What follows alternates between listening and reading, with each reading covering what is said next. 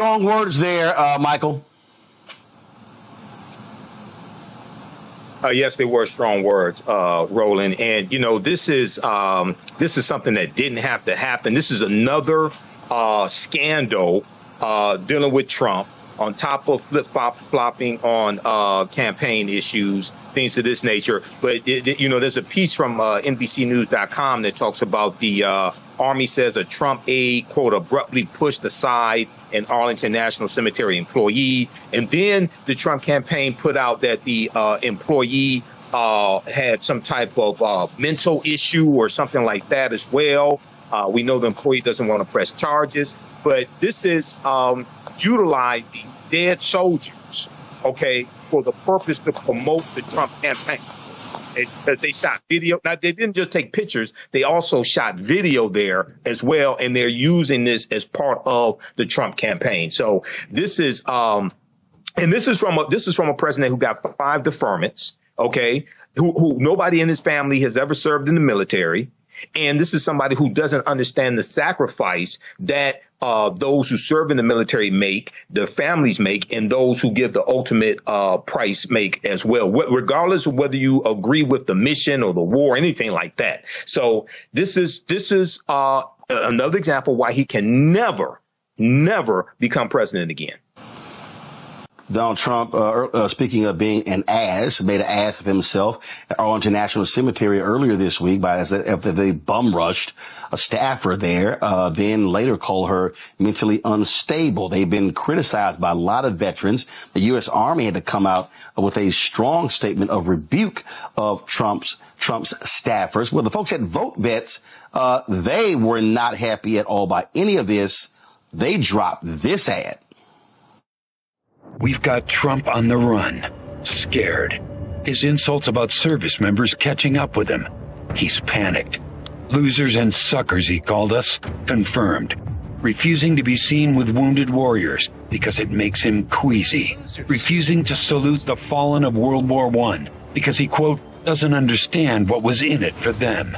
Because he was afraid his dye job might run in the rain faster than he ran to a quack doctor when the draft board called his number, comparing his sexploitations with the likes of Jeffrey Epstein to the sacrifice of those who went in his place to Vietnam. Now, maybe the greatest insult of all, turning a military cemetery visit into a political stunt with cameras in tow.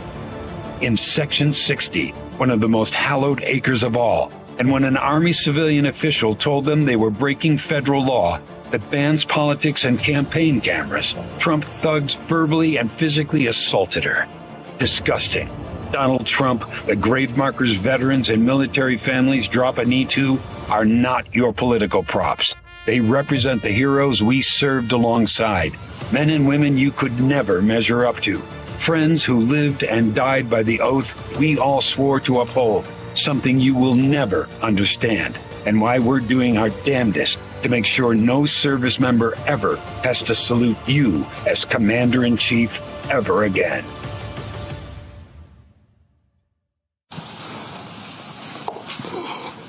Yo, that is an ad right there. Major General retired Paul Eaton also talked to Vote Vets, and man, he did not hold back when it came to Donald Trump. Y'all check this out. Ladies and gentlemen, this is Paul Eaton, Major General of the United States Army, retired. Every year, my wife and I pay our respects to the fallen in Arlington National Cemetery. Some were killed in action, some have died of natural causes.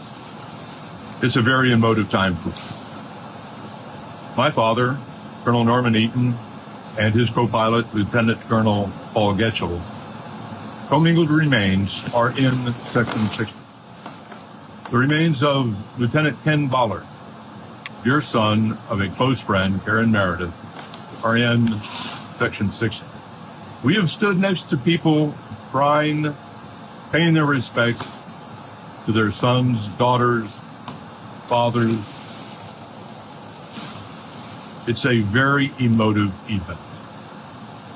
To see a former president mugging for the camera should never, ever be Commander-in-Chief again for the Armed Forces of the United States. ever disgusting performance by former President Donald Trump. Thank you. Strong words there, Michael. Yes, they were strong words, Roland. And, you know, this is something that didn't have to happen. This is another scandal dealing with Trump, on top of flip-flopping on campaign issues, things of this nature. But, you know, there's a piece from NBCnews.com that talks about the Army says a Trump aide, quote, abruptly pushed aside an Arlington National Cemetery employee. And then the Trump campaign put out that the employee had some type of mental issue or something like that as well. We know the employee doesn't want to press charges, but this is utilizing dead soldiers, okay, for the purpose to promote the Trump campaign. Because they shot video. Now, they didn't just take pictures. They also shot video there as well. And they're using this as part of the Trump campaign. So this is and this is from a president who got 5 deferments, OK, who nobody in his family has ever served in the military. And this is somebody who doesn't understand the sacrifice that those who serve in the military make, the families make, and those who give the ultimate price make as well, regardless of whether you agree with the mission or the war, anything like that. So this is another example why he can never become president again. Oh, absolutely. In a moment, I'm going to play for y'all this almost 8-minute video that they put together. And let me tell you something. It is a strong video. It's a strong video, Kelly, because they also lay out what will happen when it comes to Project 2025. Again, if Donald Trump goes back into the White House. And so he's always trying to tout how he loves the military. He loves veterans, but it's not necessarily the case. As you heard the retired General Eaton said, use as props. And so people need to understand the dangers that are in place if this, frankly, wannabe dictator, this just moral degenerate is back in the old office. Yeah, I mean, the most recent scandal of 45 and the issue with the cemetery, Arlington Cemetery, I mean, it's beyond disgusting to me. I come from a family of veterans. I come from a family who are currently in the military. I thank them for their service every time that I get. But to see a former president be that disrespectful on hallowed ground, it's just sickening to me. But to your point about him not caring about the military, I don't think he cares about people. And that is clear in his rhetoric. That is clear in his policies.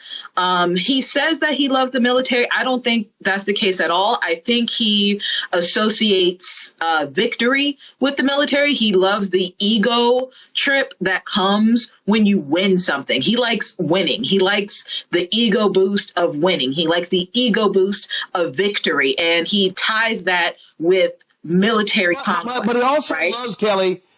But Kelly, remember, he also loves the pageantry. Remember how he raved about the military parades of Kim Jong-un?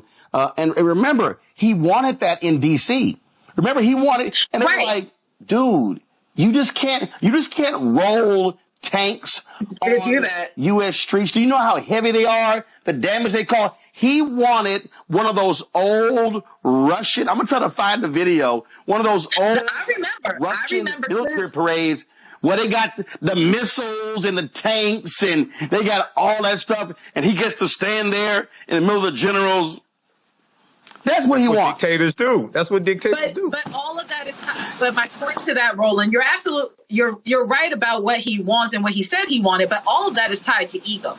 All of that is tied to the perception of power. So that's where I'm getting at with it. If he could find a way to not use the tanks and still get the same response out of people regarding the perceived power, the perceived ego boost. I mean, all of this is tied to his ego. This is why he's obsessed with crowd size. This is why he was obsessed with virility and how agile he was, as opposed to Biden. That's why he was debating Biden on a political stage regarding golfing. It's all. Visit our website, AfricanHistoryNetwork.com. AfricanHistoryNetwork.com, so you can register for this full 12-week online history course. And I'm getting ready to, as soon as I finish this broadcast, we're going to jump in the class of my online school and start teaching class number 1. So these classes will be on Saturdays, 4 p.m. Eastern Standard Time. We're running a little behind schedule today, so I had to get everything set up. But go to our website, AfricanHistoryNetwork.com, scroll down the page. You'll see the second class that I teach, Black Resistance Movements, Christopher Columbus, the Haitian Revolution, and Black Power Movement, 1492 to 1968. We do that on Sundays, 4 p.m. Eastern Standard Time. So click right here to register for the second course. You can register for the course bundle for both classes on sale for $120. Click right here to register for the course bundle. This content is PG-13, so you can use this with your children also. I don't do a lot of cursing. It's nothing like that. It's a very visual class. So we have 200 slides in the PowerPoint presentation, video clips that we look at, book references, 80 to 100 articles. And then, we have class number 1 of Ancient Kemet, the Moors, and the Ma'afa, Understanding the Transatlantic Slave Trade. Click right here to register for that. And the class lesson plan is here for the full course. You can download the class lesson plan. Okay, so there's a ton of information that we cover in this class. I'm just giving you a brief overview. Okay, so have you all learned anything so far? How do you all like this type of information? And who still needs to register for this class? So when we scroll down, we look at some of the other content that we'll cover. We'll look at archaeological discoveries that keep causing the scientists and archaeologists and paleontologists to push the timelines back. And these are archaeological discoveries that show an African presence in parts of the world earlier than people thought. Okay, so there was one good article, Recap Humans Are 100,000 Years Older Than We Thought. This is from the New York Post. We'll look at the lost city. There were 2 lost cities of Egypt. One, dazzling Aten, which was discovered a few years ago, but then also Tanis Heraklion, which was discovered about 2013.